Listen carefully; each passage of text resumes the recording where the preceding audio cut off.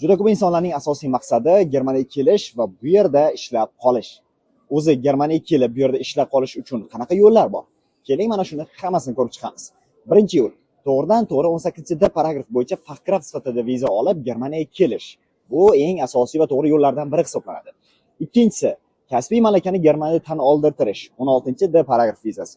Bu bo'yicha ham kelib, siz Germaniyada kasbiy malakangizni tan oldirtirib, ishga qolishingiz mumkin. Uchinchisi, Shansen karta dasturi. Bu dastur orqali siz Germaniyaga kelishingiz va shu yerda ish qidirib topib va shundan keyin ishchi vizaga o'zgartirib bu yerda qolib ketishingiz mumkin. To'rtinchisi, til kursi dasturi. Bu dastur orqali kelib siz Germaniyada nemisni o'rganishingiz va shundan keyin ishchi vizaga o'zgartirib qolib ketishingiz mumkin. Beshinchisi, volontyorlik dasturlari. FSJ va BFT dasturi orqali Germaniyaga kelib ishchi vizaga o'zgartirib bu yerda qolib ketish.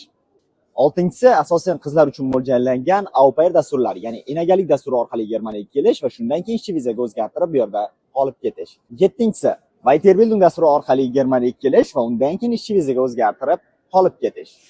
Sakkizinchisi, mavsumiy ishlar orqali Germaniyaga kelish va shundan keyin asosiy ishchi vizaga o'zgartirib ishga qolish. To'qqizinchisi, Germaniyaga bakalavr yoki magistraturaga o'qish uchun kelish va shundan keyin diplomni olib ishga qolish. 10-si Ausbildung dasturi orqali Germaniyaga kelish va shundan keyin Germaniyada ishga qolish.